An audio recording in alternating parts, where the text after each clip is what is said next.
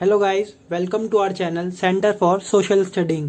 मैं हूं जतिन और आज हम chapter 2 science NCERT class 10th acid basis and salts का लास्ट पार्ट 5 करने जा रहे हैं। और इस पार्ट में हम लोग सॉल्ट्स के बारे में पढ़ेंगे और पार्ट 4 में हम लोगों ने पीएच स्केल के बारे में पढ़ा था। सॉल्ट नाम सुनते ही आपके दिमाग में जो घर में सॉल्ट यूज होता है खाने में वो ध्यान आता होगा। उसे हम कहते हैं कॉमन सॉल्ट। उसका फॉर्मूला होता है NaCl यानी कि सोडियम क्लोराइड, ये जो कि घरों में खाने में यूज होता है। इसका मतलब ये नहीं है कि सॉल्ट यही होगा। सॉल्ट बहुत सारे टाइप्स के हैं, अभी हम उसके बारे में पढ़ते हैं। सॉल्ट कैसे फॉर्म होता है बेसिकली, ये मैं आपको पिछले 2 पार्ट्स में बता चुका हूं कि जब एक एसिड और बेस आपस में रिएक्ट करते हैं, जब कोई एसिड और बेस रिएक्ट करेगा आपस में तो वो न्यूट्रलाइज होने के लिए एक तो सॉल्ट फॉर्म कर देता है और दूसरा वाटर। तो न्यूट्रलाइजेशन रिएक्शन आपको याद हो अगर, तो आप लोग वहां से ध्यान कर सकते हैं कि सॉल्ट कैसे फॉर्म हो रहा था। तो salts are formed when acid react with basis. पहला पॉइंट क्लियर है। नेक्स्ट, मैंने आपको बताया था कि एसिड और बेसिस जो है वो इलेक्ट्रिसिटी कंडक्ट करते हैं क्योंकि उनके अंदर आयन्स होते हैं, चाहे वो कैटायन हो चाहे वो अनायन हो। तो सॉल्ट्स भी आयोनिक कंपाउंड है, मतलब वो भी आयन्स में अपने आप को ब्रेक कर लेता है। तो वो भी क्या करता है, इलेक्ट्रिसिटी कंडक्ट करा सकता है वाटर में। ठीक है, बिल्कुल एसिड और बेसिस की तरह। Now come to the next, family of salts. Salts की भी एक अपनी फैमिली है, जैसे हम लोग की फैमिली है वैसे ही थोड़ा सॉल्ट्स की भी फैमिली है। कैसे? सॉल्ट्स जो कि सेम पॉजिटिव आयन दे या फिर सेम नेगेटिव आयन दे तो उनको हम एक फैमिली में डाल देंगे। जैसे अभी मैं आपको बताता हूं, जैसे कि NaCl आपको दिख रहा है, ठीक है। तो NaCl अपने आप को Na+ और Cl- में तोड़ सकता है। ये 2 आयन दे सकता है, ये कैटायन दे दिया इसने और ये अनायन दे दिया। ऐसी Na2SO4 ये अपने आप को Na2+ और SO4 2- में तोड़ दिया। ठीक है, अभी आप देखो इसका नेगेटिव आयन ये क्लोरीन का है, ये सल्फेट का है। यहाँ पर ये पॉजिटिव वाला यानी कि जो कैटायन है ये सोडियम का है और ये भी सोडियम का है। ये Na+ है Na2+ है, उससे हमें मतलब नहीं है, सिर्फ हम देख रहे हैं कि कौन सा आयन जो है वो सेम है, तो सोडियम का है। तो हम ये जो दोनों सॉल्ट्स हैं ये आपको सॉल्ट के एग्जाम्पल है, तो इन दोनों सॉल्ट को आप सोडियम सॉल्ट्स भी कह सकते हैं। सोडियम सॉल्ट मतलब क्या है कि सोडियम सॉल्ट्स है, ये एक फैमिली हो गई कि जिसमें मतलब Na+ जैसे भी आएगा, Na+ Na2+ कुछ भी है, उन सबको हम सोडियम सॉल्ट्स की कैटेगरी में डाल सकते हैं, जस्ट लाइक दिस। अब यहाँ पे NaCl है, अब ये Na+ में टूट जाएगा और Cl- में टूट जाएगा। ऐसी KCl यानी कि पोटेशियम क्लोराइड। पोटेशियम क्लोराइड कैसे टूटेगा, K+ और Cl-। यहाँ पे आप देख सकते हैं क्लोरीन वाला मतलब नेगेटिव नेगेटिव ये वाला, ये दोनों आयन सेम है, तो इनको मैं क्लोराइड सॉल्ट बोल दूंगा। ये क्लोराइड सॉल्ट की कैटेगरी में आ गए ये दोनों सॉल्ट। तो इस तरीके से फैमिली ऑफ सॉल्ट्स को डिसाइड किया जाता है। ठीक है, तो इसी तरह से देखिए कितनी सारी फैमिलीज है। अभी आपके जो सिलेबस में है अकॉर्डिंग टू क्लास 10 जो आपको बतानी चाहिए मैं आपको वो बता दे रहा हूं। आप यहाँ पे लिखिए, आप नोट भी कर सकते हैं। सबसे पहली सोडियम सॉल्ट्स, अभी मैंने इसका एग्जांपल भी दिया। ऐसे ही कैल्शियम सॉल्ट्स होते हैं जिनमें से कैल्शियम के आयन कॉमन निकल जाते हैं। मैग्नीशियम सॉल्ट होते हैं, मैग्नीशियम का आयन कॉमन निकल जाएगा। Zinc salts, potassium salts, aluminium salts, copper salts, ammonium salts, chloride salts, sulphate salts, nitrate salts, carbonate salts, acetate salts. ठीक है, इतना क्लियर है। तो अभी हम लोग फैमिली ऑफ सॉल्ट्स के बारे में क्लियर हुए। अभी हम लोग the pH of salt solutions का डिस्कस करते हैं। मतलब क्या है इसका, कि जो सॉल्ट सॉल्यूशंस है उनका भी कुछ ना कुछ पीएच होगा। अब उसको कैसे करेंगे, तो ज्यादातर जो सॉल्ट्स होते हैं मतलब एक्वस सॉल्यूशन में, मतलब सॉल्ट का अगर आप पानी में डाल के सॉल्यूशन बनाओ, aqueous solution of many salts, तो वो ज्यादातर कैसे होंगे, न्यूट्रल होंगे। न्यूट्रल का मतलब वो पीएच क्या देंगे, 7 pH देंगे। मैंने आपको बताया था कि जो 7 pH होता है वो न्यूट्रल होता है, और 7 से कम होता जाता है तो एसिडिक, 7 से ज्यादा होता जाएगा तो बेसिक, और 1 से लेके 14 तक होता है पीएच स्केल। वो हम पिछले पार्ट में कर चुके हैं, आप जाके वो पार्ट देख सकते हैं। आपको मेरी सारी वीडियोस का लिंक मतलब किसी भी चैप्टर से रिलेटेड उस किसी भी वीडियो को आप डिस्क्रिप्शन में जाके चेक कीजिए, वहाँ पे आपको सारे लिंक्स अवेलेबल होंगे। और साथ साथ आप लोग इंस्टाग्राम हमारा पेज है तो आप वहाँ पे भी देख सकते हैं, डिस्क्रिप्शन में आपको उसका लिंक मिल जाएगा। नाउ लेकिन कुछ जो सॉल्ट्स होते हैं वो एसिडिक बना देते, एसिडिक सॉल्यूशन देते हैं और बेसिक सॉल्यूशन देते हैं अगर आप उनको वाटर में डिसॉल्व करो। मतलब ऐसे कैसे पता पड़ेगा कि ये सॉल्ट अगर मैंने लिया और उसको मैंने वाटर के साथ रिएक्ट किया, फिर वो एसिडिक सॉल्यूशन दे दिया या बेसिक सॉल्यूशन दे दिया। अभी उसको हम देखते हैं, ठीक है। अभी उसको आप लोग अगर मतलब करना चाहते हैं कि ये कैसे हुआ, तो उसको हम करते हैं हाइड्रोलिसिस से। कैसे? हाइड्रोलिसिस। हाइड्रोलिसिस का मतलब है कि सॉल्ट को पानी में डालो, सॉल्ट को वाटर में डालो, उसको डिसॉल्व करो, तो उसे कहते हैं हाइड्रोलिसिस ऑफ सॉल्ट्स। इसके ही अकॉर्डिंग हमें पता पड़ेगा कि कोई सॉल्यूशन एसिडिक नेचर है या बेसिक नेचर है किसी भी सॉल्ट का। क्यों? अगर हम सॉल्यूशन बना लेंगे, उसके बाद हम लोग जो पीएच पेपर मैंने आपको दिखाया था लास्ट पार्ट में वीडियो में, आप लोग उससे टेस्ट कर सकते हैं और बता सकते हैं कि एसिडिक है या बेसिक है, ठीक है। अभी लेकिन हम लोग नॉर्मल सा व्यू देखते हैं कि क्या है। अब जैसे कि आप लोग मान लीजिए, मैंने आपको बताया कि एसिड को लेते हैं और बेस को लेते हैं, दोनों को रिएक्ट कराते हैं, फिर सॉल्ट बन जाता है और वाटर भी फॉर्म होता है साइड में। तो अगर आप लोग स्ट्रॉन्ग एसिड ले लो और बेस भी क्या हो, स्ट्रॉन्ग हो, तो जो आपका सॉल्ट आएगा वो कैसा होगा, न्यूट्रल सॉल्यूशन। मतलब कि जो सॉल्ट ऑफ स्ट्रॉन्ग एसिड और स्ट्रॉन्ग बेस, ये आपके कैसे सॉल्यूशन देंगे, न्यूट्रल सॉल्यूशन देंगे, ठीक है। अब अगर आप एसिड स्ट्रॉन्ग ले लो और बेस वीक हो, तो आपका सॉल्यूशन क्या होगा, एसिडिक होगा। मतलब जो भी चीज़ आपकी स्ट्रांग होगी, चाहे वो एसिड हो चाहे वो बेस हो, उसके अकॉर्डिंग ही आपका जो है सॉल्यूशन का नेचर होगा। मान लीजिए अगले वाले में हम लोगों ने एसिड को तो वीक ले लिया, लेकिन बेस हमारा स्ट्रांग है। बेस क्या है, स्ट्रांग। तो हमारा जो सॉल्यूशन जो आएगा सॉल्ट का, वो कैसा होगा, एल्कलाइन सॉल्यूशन, यानी कि बेसिक होगा। कंसेप्ट क्लियर हुआ? मतलब अगर आप एसिड और बेस में से जो भी चीज़ स्ट्रांग लेंगे, मतलब मान लीजिए आपने एसिड ले लिया स्ट्रांग, तो आपका जो सॉल्यूशन होगा वो कैसा होगा, एसिडिक नेचर का। और अगर बेस होगा स्ट्रॉन्ग, तो सॉल्यूशन बेसिक नेचर का हो जाएगा। ये तीनों पॉइंट्स को ध्यान से देखिए और अपना कंसेप्ट क्लियर कीजिए। Now common salt. Common salt sodium chloride, जो कि मैंने अभी आपको इस पार्ट के स्टार्टिंग में बताया, NaCl, जो कि आपका किस में यूज होता है, कुकिंग में यूज होता है। ये खाने को, फूड को कैसा सॉल्टी टेस्ट देता है। तो ये कैसे बनता है, NaOH, सोडियम हाइड्रोक्साइड, और HCl, ये एक बेस है और ये एक क्या है, एसिड है। स्ट्रॉन्ग बेस है और स्ट्रॉन्ग एसिड है, तो ये क्या बनाएगा, एक न्यूट्रल वो बनाएगा, neutral salt, NaCl। NaCl neutral salt है, इसलिए हम उसे खाने में यूज करते हैं। तो ये स्ट्रॉन्ग बेस है और ये स्ट्रॉन्ग एसिड है, तो ये क्या बनाएगा, NaCl और H2O, वाटर बाहर हो जाएगा। और ये वाला सॉल्ट हम यूज करते हैं अपने कुकिंग में। तो ये है कॉमन सॉल्ट। कॉमन सॉल्ट के बारे में पता पड़ा। अब किस तरीके से कॉमन सॉल्ट को आप ऑब्जर्व कर सकते, मतलब ऑब्टेन कर सकते हैं, सॉरी। तो सबसे पहले वेपोरेशन से, वेपोरेशन के प्रोसेस के बारे में आप लोग छोटी क्लासेस से पढ़ते आ रहे हैं और उसके लिए मतलब उसको मेरे को इतना समझाने में जरूरत नहीं है। तो कॉमन सॉल्ट जो है सी वाटर से फॉर्म होता है by process of evaporation. Second point, common salt जो है अंडरग्राउंड डिपॉजिट से भी निकलता है, जिसे हम रॉक सॉल्ट कहते हैं। आप लोग स्क्रीन पर फोटो देख सकते हैं रॉक सॉल्ट की, ये आपको विलेजेस में नॉर्मली मिल जाता है, ठीक है।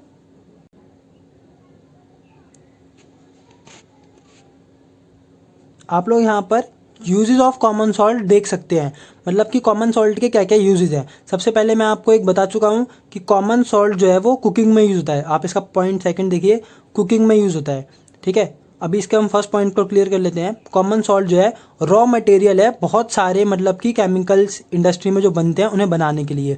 अभी हम ये पढ़ेंगे आगे। कॉमन सॉल्ट जो है ना, उसके यूज से बहुत सारे प्रोडक्ट्स और भी बनते हैं, मतलब कि केमिकल प्रोडक्ट्स या फिर नॉर्मल। तो अभी हम उसको आगे पढ़ेंगे, तो इस पॉइंट को मैं आगे समझाता हूँ। और सेकंड पॉइंट फूड वाला है कि फूड, कुकिंग फूड में यूज़ होता है।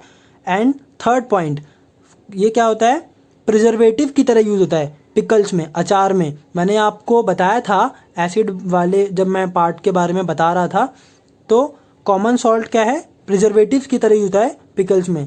शायद फर्स्ट चैप्टर में लास्ट रेंसिडिटी के वाले में, मतलब रेंसिडिटी के बारे में जब पढ़ाया था तब बताया था आपको कि रेंसिडिटी से प्रिजर्व करने के लिए, मतलब रेंसिडिटी से बचाने के लिए हम लोग पिकल्स में सॉल्ट ऐड करते हैं, ठीक है। और फोर्थ पॉइंट है, कॉमन सॉल्ट जो है वो सोप की मैन्युफैक्चर, मतलब कि साबुन बनाने में यूज होता है। और last point, common salt is use to melt ice which collects on the road during winter in cold countries. मतलब कि जो विंटर में कोल्ड कंट्रीज में बहुत सारी बर्फ़ जम जाती है रोड्स पर, तो कॉमन सॉल्ट का यूज़ किया जाता है उस आइस को हटाने में। Now chemicals from common salt, मतलब कि वही जो अभी आपका सेकंड पॉइंट था कि यूजेस का, ये जो कॉमन सॉल्ट है मतलब आपका NaCl है, ये आपका रॉ मटेरियल है बहुत सारे केमिकल्स को फॉर्म करने के लिए। अभी आपके जो सिलेबस में है पाँच नहीं 4 हैं, मैं आपको वो बताता हूँ। सबसे पहला सोडियम हाइड्रोक्साइड, आप NCERT की बुक से देखिए, आपको वहाँ पे मिल जाएगा। सोडियम हाइड्रोक्साइड, इसका केमिकल फॉर्मूला है NaOH, sodium hydroxide. Commonly known as, commonly इसको जो सोडियम हाइड्रोक्साइड का नेम है वो क्या है, कास्टिक सोडा। कास्टिक सोडा इसका कॉमन नेम है। और NaOH इज प्रोड्यूस्ड, मतलब कि जो सोडियम हाइड्रोक्साइड है कैसे प्रोड्यूस होता है, इलेक्ट्रोलिसिस होती है किसकी, of a concentrated aqueous solution of sodium chloride. Sodium chloride यानी कि NaCl का एक्वस सॉल्यूशन जो होता है कंसनट्रेटेड, उसका इलेक्ट्रोलिसिस होती है, मतलब उसमें इलेक्ट्रिसिटी पास कराई जाती है, उसके आयंस को तोड़ा जाता है और तब NaOH का फॉर्मेशन किया जाता है। और जैसे कि सोडियम क्लोराइड है, NaCl है, इसका जो एक्वस सॉल्यूशन होता है ना, मतलब कि इसको जब हम वाटर में डिसॉल्व करते हैं, इसका एक्वस सॉल्यूशन बनाते हैं, तो इसको हम कहते हैं ब्राइन, BRINE, ब्राइन। ठीक है। नाउ जो अभी हमने बताया उसको हम थोड़ा मतलब केमिस्ट्री के तरीके से देखते हैं। 2NaCl एक्वस 2H2O, ये लिक्विड फेस में इलेक्ट्रोलिसिस करी, मतलब क्या करा, ब्राइन सॉल्यूशन लिया, मतलब NaCl का एक्वस सॉल्यूशन लिया, उसको वाटर के साथ रिएक्ट कराया और वाटर के साथ इलेक्ट्रोलिसिस करी फिर, और क्या फॉर्म हुआ, सोडियम हाइड्रोक्साइड जो हमारा कास्टिक सोडा है, और साथ में क्लोरीन गैस और हाइड्रोजन गैस। अब आपके ये जो chlorine gas, hydrogen gas, sodium hydroxide, इनके भी बहुत यूजेस हैं, अभी हम उन यूजेस के बारे में पढ़ते हैं। देखिए आप, यूजेस ऑफ सोडियम हाइड्रोक्साइड में, सोडियम हाइड्रोक्साइड यूज होता है सोप और डिटर्जेंट बनाने में। Sodium hydroxide is used for making artificial textile fibres. Sodium hydroxide is used in manufacture of paper, paper manufacture करने में sodium hydroxide is used in purifying bauxite और aluminium metal. Sodium hydroxide is used in degreasing metals, मतलब कि जो metals पे Greece लग जाती है उसको डीग्रीस करने, मतलब उस ग्रीसिंग हटाने के लिए सोडियम हाइड्रोक्साइड का यूज़ किया जाता है। और डाई बनाने में, ब्लीच बनाने में इसमें भी यूज होता है। और जो क्लोरीन गैस जो हो रही है उसका भी यूज होता है। उससे क्या होता है, जो पानी आपके घर में आता है वो क्या होता है, पानी जो है नॉर्मल गंदा पानी होता है उसे साफ़ करके आता है, तो क्लोरीन जो है उसे यूज़ होती है उस पानी को स्टेरलाइज करने में, उसको आपके ड्रिंकिंग वाटर बनाने में, मतलब आप उसे पी सकें उस योग्य बनाने के लिए क्लोरीन का यूज़ होता है। और स्विमिंग पूल्स में भी क्लोरीन का यूज़ होता है ताकि वो जो है थोड़ा पानी साफ रहे, बिकॉज स्विमिंग जब आप करते हैं तो वो आपका जाहिर सी बात है कुछ ना कुछ वाटर आपके बॉडी के अंदर भी एंटर करेगा, इसलिए this is because chlorine is a disinfectant. Chlorine एक डिसइंफेक्टेंट है। अभी डिसइंफेक्टेंट और ये ब्लीचिंग क्या है ये मैं आपको अभी बताता हूँ आगे थोड़ा सा। Chlorine is use in the production of bleaching powder. Chlorine is use in the production of hydrochloric acid, मतलब ब्लीचिंग पाउडर, हाइड्रोक्लोरिक एसिड, ये सब बनाने में भी क्लोरीन का यूज़ होता है। और क्लोरीन का यूज़ किस में होता है, PVC, पॉलीविनाइल क्लोराइड बनाने में, ये प्लास्टिक है। और CFC आपका है क्लोरोफ्लोरोकार्बन, क्लोरोफॉर्म और carbon tetrachloride, paint, dyestuff, इन सब में यूज़ होता है, मतलब इन सब को बनाने में क्लोरीन का यूज़ होता है। आपके सिलेबस में इनके थोड़े बहुत यूजेस हैं, आपके NCERT में, मतलब NCERT से ये डाटा लिया हुआ है। और ये बुक मैं आपको रिकमेंड करता हूँ, लखमीर सिंह मंजीत कौर, अगर आप लोग अच्छा स्कोर करना चाहते हैं 10th के बोर्ड एग्जाम्स में। अभी यूजेस ऑफ हाइड्रोजन देखते हैं हम। हाइड्रोजन का यूज होता है hydrogenation of oils to obtain solid fats called vegetable ghee और मार्जिनिन, मतलब वेजिटेबल घी जो आपके घर में आता है ना, देसी घी, ये उसकी बात हो रही है। हाइड्रोजन का यूज़ होता है फैट्स और इन सब की हाइड्रोजनेशन में। Hydrogen is use in the production of HCl। Hydrogen is use to make ammonia for fertiliser. Hydrogen is use to make methanol, ठीक है। और लिक्विड हाइड्रोजन का किस में होता है, फ्यूल की तरह यूज होता है रॉकेट्स में। ये आपके लिए बहुत इंटरेस्टिंग पॉइंट है कि जो लिक्विड हाइड्रोजन होती है उसका यूज़ रॉकेट्स में एज अ फ्यूल किया जाता है। क्लियर है। ये आप डायग्राम देख सकते हैं। यहाँ पर ये जो अभी मैंने आपको बताया कि सोडियम हाइड्रोक्साइड की फॉर्मेशन हो रही है, उसके साथ क्लोरीन गैस की फॉर्मेशन हो रही है, हाइड्रोजन गैस की फॉर्मेशन हो रही है, उसके लिए डायग्राम मुझे बहुत अच्छा लगा, इसलिए मैं आपको दिखा रहा हूँ। इस पूरे प्रोसेस को हम कहते हैं क्लोर एल्कली प्रोसेस। ठीक है, क्लोर एल्कली प्रोसेस ये इसलिए कह रहे हैं क्योंकि क्लोरीन गैस और एल्कली यानी कि बेस सोडियम हाइड्रोक्साइड की फॉर्मेशन हो रही है इसमें। तो कैथोड पर हाइड्रोजन गैस की फॉर्मेशन होती है और एनोड पर क्लोरीन गैस की फॉर्मेशन। ये आपके एनसीईआरटी में भी डायग्राम मिल जाएगा, थोड़ा सा अलग मिलेगा, डिफरेंट है, तो मैं आपको ये थोड़ा इजी लगा इसलिए मैं आपको इसकी हेल्प से बता रहा हूँ। ठीक है, बाकी इसके बारे में हम कर चुके हैं कि हाइड्रोजन का यूज़, क्लोरीन का यूज़ और सोडियम हाइड्रोक्साइड का use. Now comes to second product जो कि आपको NaCl से मिल रहा था, क्योंकि अभी हम NaCl as a raw material है, ये हमने बोला बहुत सारे केमिकल्स के लिए। एक हमने कर लिया सोडियम हाइड्रोक्साइड, अभी हम सेकंड कर रहे हैं bleaching powder. Bleaching powder CaOCl2, ये ब्रैकेट में लिखा है CaOCl2, इसका नाम है कैल्शियम। Ca का मतलब कैल्शियम, O से ऑक्सी और Cl2 chloride, calcium oxy chloride. तो नाम बोलना या नाम मतलब नेमिंग करना इट्स नॉट अ डिफिकल्ट। ठीक है, so bleaching powder is formed by the action of chlorine. Chlorine को ड्राई स्लेक्ड लाइम यानी कि CaOH2 इसके साथ ट्रीट करते हैं और ब्लीचिंग पाउडर कैल्शियम ऑक्सीक्लोराइड की फॉर्मेशन करते हैं। कैसे? ये रहा आपका कोई slaked lime, dry slaked lime CaOH2, आपको क्लोरीन गैस के साथ इसको हमने ट्रीट किया और CaOCl2, फिर हमने ब्लीचिंग पाउडर फॉर्म किया, ब्लीचिंग पाउडर और वाटर फॉर्म हो गया। तो इस तरीके से ब्लीचिंग पाउडर की फॉर्मेशन होती है। Now come to the uses of bleaching powder.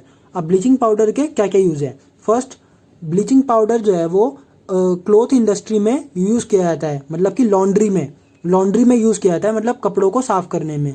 Bleaching powder से क्या होता है, जो दाग धब्बे होते हैं या फिर कुछ भी मतलब आपका ऐसा कलर इम्पार्ट हो जाता है कपड़ों पर जो कि आप हटाना चाहते हैं, तो ब्लीचिंग पाउडर की हेल्प से आप उसे रिमूव कर सकते हैं। सेकंड पॉइंट, ये ऑक्सीडाइजिंग एजेंट की तरह यूज़ होता है बहुत सारी केमिकल इंडस्ट्रीज में। ऑक्सीडाइजिंग एजेंट क्या है और रिड्यूसिंग एजेंट क्या है, ये हम लेसन 1 में कर चुके हैं। Third, for disinfecting drinking water, पानी को मतलब पीने योग्य बनाने के लिए हम ब्लीचिंग पाउडर का यूज़ करते हैं ताकि जो जर्म्स है वो मर जाए या फिर ख़त्म हो जाए, जर्म्स वहाँ से हट जाएं। तो ब्लीचिंग पाउडर का आपको पूरा क्लियर हुआ। Now third, baking soda. Baking soda आपके घरों में यूज होता है कुकिंग में। ये किसी भी मतलब जैसे पकोड़े वगैरह बनाती है मम्मी, तो उसको फूलने में हेल्प करता है, तो बेकिंग सोडा का वहाँ यूज है। और चने या छोले बनते हैं तो उसमें भी बेकिंग सोडा का यूज होता है ताकि वो इजीली कुक हो जाए। बेकिंग सोडा का केमिकल फॉर्मूला क्या है? NaHCO3, sodium hydrogen carbonate. अब ये कैसे फॉर्म होता है? सोडियम हाइड्रोजन कार्बोनेट, जैसे सोडियम है और ये H आया और कार्बोनेट आया, तो थोड़ा सा आप उससे भी अंदाज़ा लगा सकते हैं। अभी आपको ये जो प्रोडक्ट्स बता रहा हूँ और इसकी जो रिएक्शंस बता रहा हूँ कि ये कैसे फॉर्म हो रहा है, आपको सिर्फ इनका नाम, केमिकल इनका जो फॉर्मूला है वो, इसका नाम पूरा, जैसे सोडियम हाइड्रोजन कार्बोनेट इसका नेम है, और ये रिएक्शन और साथ साथ इसका यूज़ आपको ये लर्न होना चाहिए। आपके एग्जाम में आता है तो आप अगर ये लिखते हैं तो आपको पूरे मार्क्स मिलेंगे। NaCl, H2O, CO2 और अमोनिया। NH3 क्या है आपका? अमोनिया। इन सबको रिएक्ट करके आपका NH4Cl और यानी कि अमोनियम क्लोराइड, ये आपका क्या है? अमोनियम क्लोराइड है आपका, और ये आपका है बेकिंग सोडा। बेकिंग सोडा बोलिए या फिर सोडियम हाइड्रोजन कार्बोनेट बोलिए, और ये NH3 आपका है अमोनिया। ठीक है, बेकिंग सोडा आपका है अमोनिया, सॉरी NH3 आपका है अमोनिया और बेकिंग सोडा आपका है सोडियम हाइड्रोजन कार्बोनेट। तो ये रिएक्शन आपकी है बेकिंग सोडा के लिए। आपको reaction as it is learn करनी पड़ेगी। अभी आपके सिलेबस में ऐसा नहीं है कि आपको पूरा का पूरा प्रोसीजर समझाया जाए या मैकेनिज्म समझाया जाए, तो अभी आपके सिलेबस में इतना ही है। अब जब NHCO3 मतलब कि बेकिंग सोडा को जब हम खाने में यूज़ करते हैं तो क्या होता है? NHCO3 ये वाली रिएक्शन कुकिंग की है, मतलब जब हम कुकिंग करते हैं, ये यूज़ करते हैं बेकिंग सोडा का, तो रिएक्शन उसके लिए है।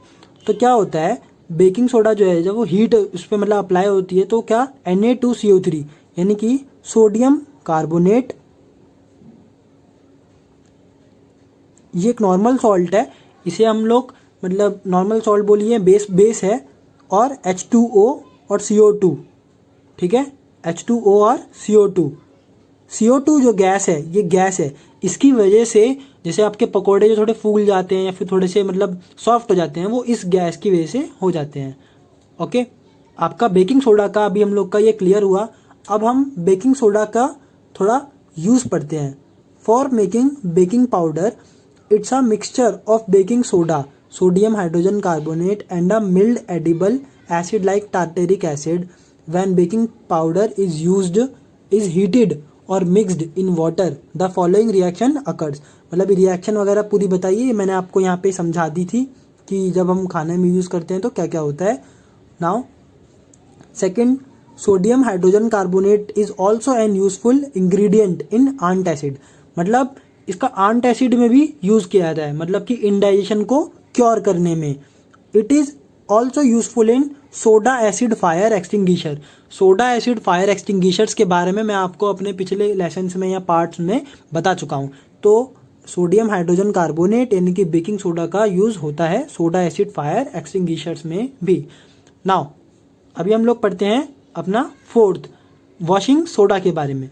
Washing soda Na2CO3.10H2O। अभी हम लोग इसके बारे में पढ़ेंगे कि ये 10H2O जो आ रही है, 10 मतलब क्या नंबर कहाँ से आ रहा है, ये 10 पानी, मतलब H2 का मतलब तो वाटर होता है ना, तो ये 10H2O क्या है, तो वाटर ऑफ क्रिस्टलाइजेशन नाम की एक चीज़ है जो कि अभी हमारा इसी पार्ट में लास्ट टॉपिक है, मैं आपको वहाँ पे बताता हूँ। अभी आप सिर्फ यहाँ पे पढ़ लीजिए, इसका केमिकल फॉर्मूला है वॉशिंग सोडा का Na2CO3.10H2O। अब इसका कैसे फॉर्म होता है, बहुत सिंपल रिएक्शन है, दोनों को अलग अलग कर दीजिए, Na2CO3 प्लस 10H2O, और फिर दोनों को जोड़ दिया डॉट लगा के बीच में, तो ये वॉशिंग सोडा आपका फॉर्म हो गया। तो वॉशिंग सोडा के बारे में अभी आपको कोई डाउट नहीं होना चाहिए। Now uses of washing soda के क्या क्या यूज है। Washing soda is used in the manufacture of sodium compound such as borax. Borax नाम का एक कंपाउंड है, सोडियम कंपाउंड है, इसको बनाने में वॉशिंग सोडा का यूज होता है। It is used in glass, soap and paper industries. It is helpful for removing permanent hardness of water. ये परमानेंट हार्डनेस ऑफ वाटर को रिमूव करने के लिए भी यूज होता है। It is used as a cleaning agent for domestic purposes, मतलब कि घर पे साफ सफाई के लिए भी वॉशिंग सोडा का यूज होता है। तो ये आपके कुछ यूजेस थे वॉशिंग सोडा के। नाउ नोट है ये दो, इसको ध्यान से पढ़िएगा। अ substance which removes colour from coloured substances and makes them colourless. मतलब क्या है, कलर को रिमूव कर देता है, जैसे कि आप इसको यूज कर सकते हैं दाग धब्बे हटाने के लिए, या फिर नॉर्मल भी किसी भी कपड़े को डीकलराइज करने के लिए आप लोग यूज करेंगे ऐसे सब्सटेंसेस को, और जो रिमूव कर दे कलर, उसे कहते हैं ब्लीचिंग एजेंट। और ब्लीचिंग एजेंट का जो मेन कंपोनेंट होता है, जो मेन चीज जो काम करती है, वो क्या होती है, क्लोरीन, Cl2, ठीक है। और सेकंड है a substance which is use to kill germs, जो कि जर्म्स को मारने के लिए यूज होता है, या बैक्टीरियाज को, उसे कहते हैं डिसइंफेक्टेंट। क्या कहते हैं उसे, डिसइंफेक्टेंट। अभी हम लोग लास्ट एक टॉपिक और पढ़ रहे हैं, मतलब जो अभी हम लोग केमिकल कंपाउंड्स पढ़ रहे थे। प्लास्टर ऑफ पेरिस का फॉर्मूला है CaSO4.12H2O। CaSO4.12H2O। इस प्लास्टर ऑफ पेरिस, ये आपने मतलब इसका नाम सुना होगा जब आपके घर में कभी पेंट होता है या फिर जो भी घर नया बनता है, तो आपने प्लास्टर ऑफ पेरिस का नाम सुना होगा। इसको शॉर्ट फॉर्म में कहते हैं POP, P से प्लास्टर, O से ऑफ, P से पेरिस, POP। ये कैसे बनता है, इज प्रिपेयर्ड फ्रॉम जिप्सम। किसे बनता है, जिप्सम से, GYPSUM, जिप्सम से बनता है। अब ये जिप्सम क्या है, जिप्सम आपका है CaSO4.2H2O। अभी आप सोच रहे होंगे बार बार मैं H2O को मतलब पिछले वाले में भी मैंने आपको कुछ H2O से बनाया, यहाँ पे हाफ H2O, यहाँ पे जिप्सम में .2 H2O। तो अभी हम वाटर ऑफ क्रिस्टलाइजेशन अभी करने जा रहे हैं थोड़ी देर में, वहाँ पे आपको ये क्लियर होगा। CaSO4.2H2O, ये आपका जिप्सम लिया हमने। जिप्सम को क्या होता है, हीट करते हैं 100 डिग्री सेल्सियस। 100 डिग्री सेल्सियस को 373 केल्विन बोलते हैं, मतलब उसको आप केल्विन में कन्वर्ट करेंगे तो 373 केल्विन होगा। तो हीट करने पर वो अपना कुछ वाटर उसका रिमूव हो जाता है और कुछ हाफ H2O रह जाता है। इसको हम कहते हैं POP, प्लास्टर ऑफ पेरिस। तो ये आपका प्लास्टर ऑफ पेरिस था। प्लास्टर ऑफ पेरिस के बारे में हमारा क्लियर हुआ। अभी हम थोड़ा इसके दो यूजेस पढ़ लेते हैं। आपके सिलेबस में अभी दो क्या, इसमें मैंने बहुत यूजेस मतलब डाल रखे हैं, आप एक बार इसको पढ़िए, मैं आपको बताता हूँ। POP का यूज एक तो डॉक्टर्स करते हैं प्लास्टर में। जब आपको मतलब कोई बोन वगैरह फ्रैक्चर हो जाती है तो उसको राइट पोजीशन में लाने के लिए डॉक्टर POP का यूज़ करता है प्लास्टर जब आपको चढ़ाता है। सेकंड, POP जो है वो बहुत सारे टॉयज बनाने में यूज़ होता है, कॉस्मेटिक्स में यूज़ होता है, चॉक प्रोडक्शन में यूज़ होता है, यहाँ तक कि जो घरों में जब वॉल्स पर मतलब उसको सपाट करने के लिए या फिर कुछ होल्स वगैरह आ जाते हैं तो वहाँ पे फिल करने के लिए भी POP का यूज़ किया जाता है। सो प्लास्टर ऑफ पेरिस का हमारा टॉपिक एंड होता है। अभी हम वाटर ऑफ क्रिस्टलाइजेशन के बारे में पढ़ते हैं। Water of crystallisation, water of crystallisation को हाइड्रेटेड सॉल्ट्स भी कहते हैं। मतलब वाटर ऑफ क्रिस्टलाइजेशन को मतलब कहने का मतलब है कि जिन सॉल्ट्स में वाटर ऑफ क्रिस्टलाइजेशन होगा उसको हम हाइड्रेटेड सॉल्ट्स कहेंगे। और वाटर ऑफ क्रिस्टलाइजेशन है क्या? वाटर ऑफ क्रिस्टलाइजेशन का मतलब है कुछ सॉल्ट में ना उनके मतलब जो पार्टिकल्स होते हैं, मॉलिक्यूल है कुछ सॉल्ट के, उनमें ना उनका कुछ स्ट्रक्चर जो है वो वाटर से फॉर्म होता है। The water molecules which form part of the structure of a crystal, मतलब किसी भी क्रिस्टल के स्ट्रक्चर का अगर कुछ मॉलिक्यूल का पार्ट वाटर से फॉर्म हो तो उसको हम कहते हैं वाटर ऑफ क्रिस्टलाइजेशन। क्या कहते हैं उसको हम? Water of crystallisation. अब वाटर ऑफ मॉलिक्यूल से फॉर्म होने के कारण आप ऐसा मत समझिएगा कि वहाँ से मतलब उस सॉल्ट में से वाटर अलग बह रहा होगा, वो क्रिस्टल के स्ट्रक्चर का ही पार्ट है, तो ऐसा नहीं होता। तो वो उसको वेट नहीं करता, मतलब उसे गीला नहीं करता। समझ में आया? तो वाटर ऑफ क्रिस्टलाइजेशन से ऐसा नहीं मत समझना कि वो चीज़ वेट होगी, गीली होगी वो सॉल्ट, ऐसा नहीं है, वो ड्राई ही होगा। इसलिए हम उसे हाइड्रेटेड सॉल्ट्स भी कहते हैं। इसके कुछ एग्जाम्पल्स हैं, CuSO4.5H2O। तो यहाँ पे आप देख सकते हैं सॉल्ट के साथ ये कॉपर सल्फेट है, इसके साथ .5H2O है। इसका मतलब ये जो 5H2O दिख रहा है ये इसका मतलब है ये इसका वाटर ऑफ क्रिस्टलाइजेशन है। इसमें कितने हैं? 5 molecule of water of crystallisation. Na2CO3.10H2O, यहाँ पर आपके 10H2O यानी कि वाटर ऑफ क्रिस्टलाइजेशन कितना है आपका? 10 मॉलिक्यूल्स। CaSO4.12H2O, अभी हमने प्लास्टर ऑफ पेरिस में पढ़ा, यहाँ पे आपका कितना है? हाफ H2O जो है ये आपका क्या है? Water of crystallisation. तो अभी आपको समझ में आया कि जो डॉट के बाद हम वाटर लगा रहे थे 5, हाफ, 10, तो ये आपका वाटर ऑफ क्रिस्टलाइजेशन था जो कि स्ट्रक्चर देता है क्रिस्टल को और साथ साथ कलर भी देता है। मतलब कि आपके बहुत सारे सॉल्ट्स ऐसे हैं जो अलग अलग कलर के हैं वाटर ऑफ क्रिस्टलाइजेशन के वजह से। आप वो अपनी स्क्रीन पर देख सकते हैं और मैं आपको साथ साथ उसको बताते भी चलूँगा। आप स्क्रीन पे दिखाई जा रही फोटो को ध्यान से देखिए, वहाँ पे आपको वाटर ऑफ क्रिस्टलाइजेशन दिख रहे हैं डिफरेंट सॉल्ट्स के।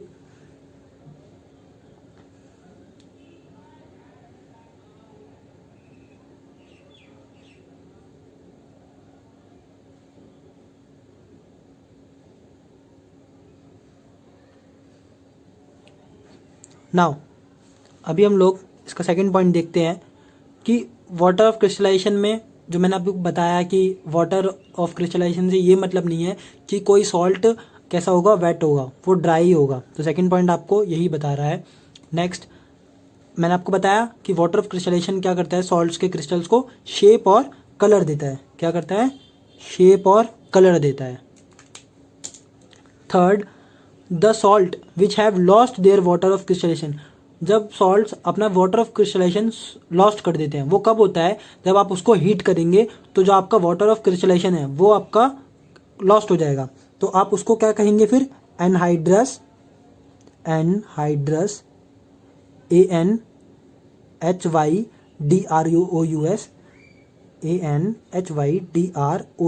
Anhydrous salts. तो आप उनको क्या कहेंगे? एनहाइड्रस सॉल्ट्स कहेंगे आप उसको।